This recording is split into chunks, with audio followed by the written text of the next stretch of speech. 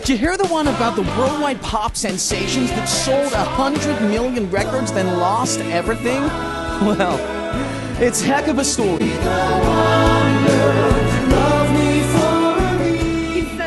You've said you've wanted to tell the story for a long time. So what actually made you decide to do it, and when did you actually start writing it? About 5 years ago, this really big producer, Bosa Anderson out in Scandinavia, came to me. He's one of my best friends now, but he said, you know, I've always been a fan of the Osmond family, and your life is so unique and so different from other families, and I want you to, because he knew I was writing my second book about my life, and he says, why don't you put it in a living memoir, you know, like put it on stage? And I go, wow, because that's where it really, a lot of it took place, was on stage. And it really made me think. And so I asked my brother Merrill to help me, and he wasn't able because he was committed to so many other projects. But so this was a little scary on my own to do this on my own. But I thought, you know, I was right there in the middle. I saw everything. And there were so many stories that people weren't aware of our family, and that I felt really needed to be out there, and because our mission always has been to lift families, and I wanted to show people some of the struggles that we went through that made us who we were, and some of the high points, some of the low points, but things that got us through and helped us through life. And so I put all these stories, and I call them puzzle pieces, you know, and I put it into one big project. And by the time I got to Andrew Lloyd Webber's producers and Sean Carrison and Julian Big, who are the writers of the book, and then also with Bill Deemer, they said I have 3 musicals and enough material to go for 3. So I had to cut it down, because there are 30 songs in there in this musical. That's wow. A lot of songs. And then there's so many stories that they're in there, and so many wonderful stories.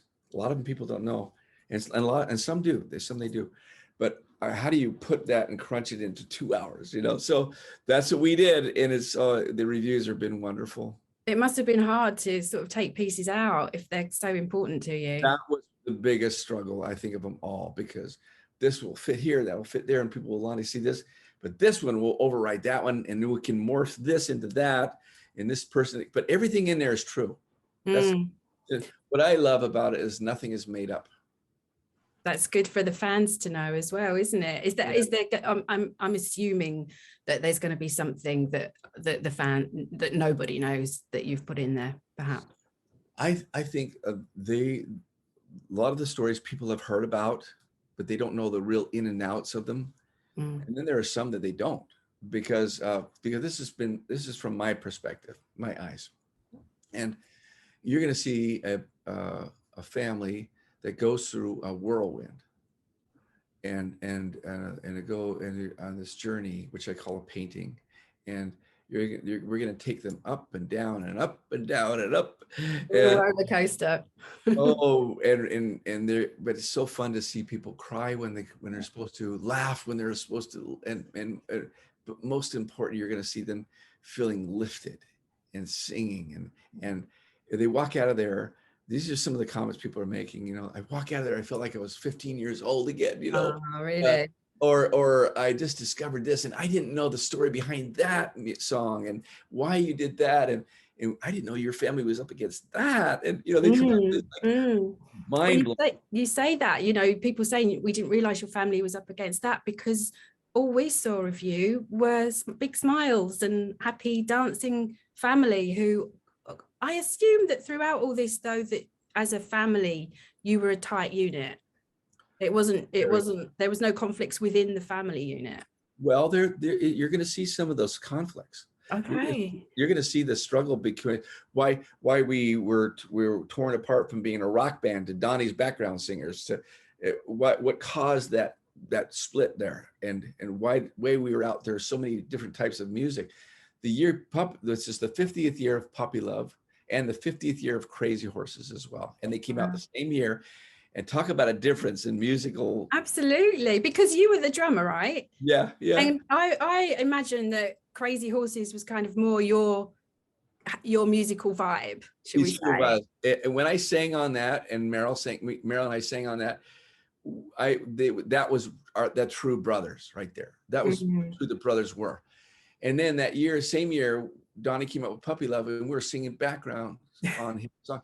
This is the story about that, about not just the songs, about 30 songs, and why, and about, it's so hard to explain it because it's been the most difficult project to put together, but I'm so pleased at how it came together. And I bet. Especially how people walk out of there feeling lifted and with hope and a love, and how a family binds together in tough moments.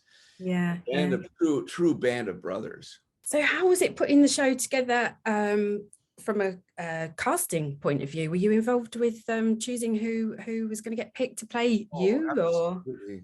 Absolutely. Yes. From day one. The guy who plays me. Oh, I'm sorry, my dog's. How cute is that? I love that little thing. I'm an animal lover, so I just. Oh, that's good. Well, she just wanted to watch. Are we being recorded? Yes. Karen, you got to see this little dog. This is my wife, Karen. Can you show your little dog? She loves dogs too. We can't wait to get a dog. Oh, you can have this one. She's a pet. Not really. Oh my goodness. Say hello, Tulip. Face. Say hi. That's the cutest dog. Oh, little powder puff. I love it. Cute. Okay, sit there and be a good girl. I was thinking earlier on she was having a little growl, and I was worried that you might think it's my stomach or something. Your stomach, yeah. So where were we? You were telling me about the casting process and who plays you. The guy who plays Jay, when we did the workshop, okay, we did the workshop at Andrew Lloyd Webber's theater. The other palace. Oh, the other palace. Yes, I know that. Yeah. We did it there, and the guy who did the workshop, Jay, who was the narrator, plays me. The moment I saw him and how he was performing this and singing and dancing and talking, I go, I don't need to see anybody else. Wow. And I go, and they go, no, you've got to go through a cast. He says, I can do that with everybody else, but and so I said, he's it. And he's amazing. And then everybody else though went through a period of we went through a lot of different there's the little guys and then there's the big guys, I saw that you've got the little children as well playing you when you were little. Everybody is so well matched. Father and mother is just perfect. Meryl is Alan, Wayne, Donnie. Wow. And it's not just about looks either, is it? No. Because it's the sound, surely. It's great questions. A lot of people at first they go, well, they don't look like, when they first saw the people, do they look like him? They were amazing. But when they get to know them on stage, the personalities and the stories and how they act out, wow, it's just perfect. And in fact, at the end of the show, people think it's the most weird thing. I've had a lot of comments saying, as I went back in a time machine, and by the end, those people on stage were you. The fans. How did one fan put it the other day, sweetheart? They put no. You said that the fans said it was actually a fountain of youth. A fountain of youth. That's right. Oh yes. She called me Dr. J because she didn't have arthritis for 2 hours, or her any aches and pains went away. It was like a psychological, amazing therapy. It was like therapy for a lot of people, and so it was like really it's a fun, feel good, nostalgic, therapeutic musical. Yeah, because I think with music especially, it's from a certain time and place, isn't it? And that's what evokes people's memories of a song, is from where they were when they heard it or hear it. So it's bringing that all back, isn't it? Isn't it amazing how, and when you tie stories into music, and you see it on stage and you see it being portrayed, right? It does amazing things to your mind. you go out of there just lifted, and you go out of there like, wow, I was just back in time. I stepped back in time. Yeah. So And going back in time, sorry, carry on. oh no, and the new people, the young people come up to say, I just discovered your music. I love the stories and you know, it's like fun. It's something for everyone, really. Yeah. So going back to the good times, what was the most, I remember Jimmy telling me about how you were in Vegas, and Elvis used to invite you to his penthouse suite, and Yeah. all of your little Elvis suits were all lined up, ready for you to go on. And I think how can you get bigger than that? Did you have anything in your heyday that you can say, this was actually the peak, this is like, we can't be any better than this or do any better than this? Well, you know, that's an interesting question, because yeah, I remember those days when Elvis gave us those. He was like our mentor, really. You know, Mm-hmm. a lot of people don't know the background story on that one, but we were performing at the International Hotel there, where he had his penthouse, and he invited us up, and you know, to his suite, and then we went. Of course, when we were also playing over at the Caesars, we would go see his show, and then that's when he showed us his jumpsuits, and he says, brothers, he says, you have to macho up your act, you know. and then he says so he invited Chuck Norris over to be our karate instructor. Oh, wow. This is before he became Chuck Norris, you know, the star. But yeah, it was like it was amazing how he changed our look and our style. Right, really? He had that big an influence? Oh yeah. Yeah.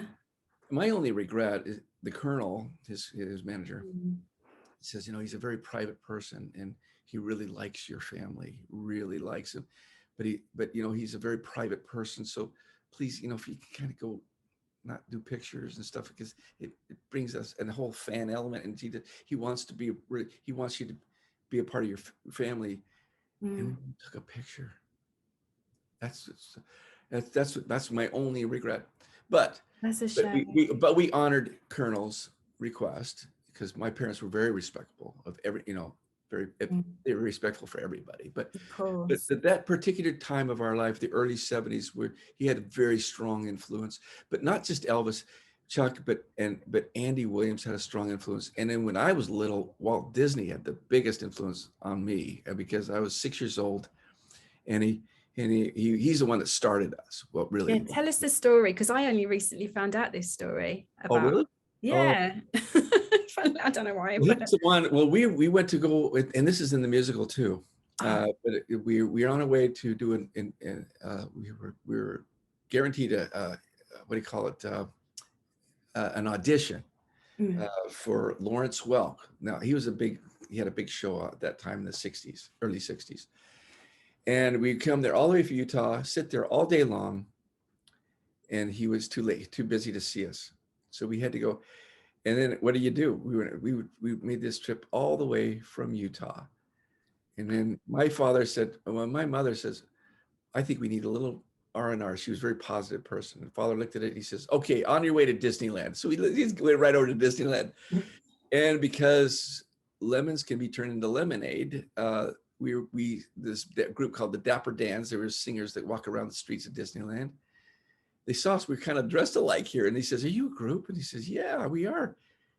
We sang him a barbershop tune. And they were like, wow. And he says, so they sang us one back, and then we sang him another one. And we went back and forth, and the crowds of the street just all gathered. He says, you've got to meet our boss. And so we met his boss, and we interviewed the boss named Tommy Walker. And he said, okay, I've got to introduce you to Walt Disney. He's got to see this. So we set up an interview. This time, Walt Disney was right there in his little office above the fire station. Oh my goodness. His apartment, he had a little apartment right above the fire station. And he looked at us, and he fell off his chair laughing and loving it. And he says, you're hired, you're hired, you're hired. Oh, wow. And he put us on 3 TV shows. And Andy Williams' father saw us on those shows. And he says, Andy, you've got to, and Andy, at that time, Andy Williams had a big variety show. And so we auditioned for Andy Williams, and somehow they negotiated us over to Andy Williams. I heard Walt Disney wasn't too thrilled with that one. Oh, but we at Andy Williams was our launching pad for the variety that we needed to really stretch. We had to learn everything. We had to learn 1 week. We had to learn banjos. 1 week we had to learn pianos. 1 week we had to learn, to ice skate. But it stretched us so much that these little guys who are playing us are just befuddled because they go, "Wow, how did you learn all those songs?" And do all those things. But we did. And this musical takes you through that journey of struggle, of challenges, of amazing. But I guess as a child, because you'd been doing it from very, very young age, it wasn't like, oh, I'm missing school or I'm not doing what other kids do. You just got on with it, I guess. Or did you have a chance to have friends outside of the family and sort of we had what they call correspondence school, and it's now what they call online. Yeah. But we had to mail in everything. We had tutors, and then once in a while we'd go to a regular school, but we'd have to go on tour again, so we can't do it. So, but we had a different life, and my whole life has been different, and this musical shows you a little bit how strict it was, but it was actually turned out to be a blessing for us. But we had a great father who was an Army sergeant, and he expected good things out of us, and very strict, but very, very kind. Yeah. But we had an angel mother who helped us through, and you'll see that in this show. The actors play them so well. So anyway, I tried to put everything that I could, my whole life and how I saw it from my eyes, into this musical, and it's going to go through all over the UK and Ireland. Yeah. So has it been quite a cathartic experience? Yes. Yeah. Very much so. Yeah. Good. Good for you. Yeah. And it must be lovely, because I know you've been to some of the performances, haven't you? And watched it. How did it feel the first time you did? I'm assuming I've got a picture of you maybe standing at the back watching it, and you're just, it's like surreal. It's like, how do you describe your life being played out on stage? It's just surreal. The actors play it so well, and I'm so proud of all of them. And well, we cannot wait to see it in Southend. We've got to wait, I think, until July. I think you're coming to Southend.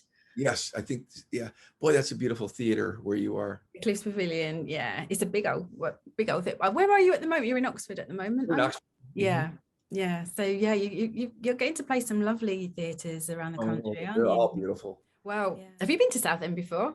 Oh yes. Are you kidding? Yeah. Have you been with Meryl? Did you do the show there? Well, also we performed as a group way back in the 70s. But Meryl, my last time I was with Meryl and Jimmy we were doing I don't know if it was a Christmas show or it was like Boogie Nights. I don't remember what it was, but at that theater I remember it very well. And that whole area is just beautiful. Will you be coming to Southend yourself, or will you? Yeah. My wife and I are following the whole trip. Oh, you are. There'll be a few shows we won't be able to make, but we just love to stay on and help when we can, and coach and give support, and whenever we can. That's why we just love it. The boys in the band ask you lots of advice. Oh, yeah, and they're just wonderful. They just take it all in. I bet. Oh, they're just I've seen them a clip of them singing, and they just look and sound amazing, and just they've got the choreographer's done a fantastic job. Bill Deemer is amazing. He matched the 70s so well on what we did, and it's just, he's done great. He's a award-winning choreographer. Yeah, it shows. Anyway, I better let you go because I know you're a very busy man. Well, I enjoyed talking to you. Oh, it's been such a thrill. Thank you so much. Thank you. Take care. Bye-bye. Tell your little buddy bye for me. She's a little nuisance. Take care. Bye. Bye-bye. Just like a yo-yo.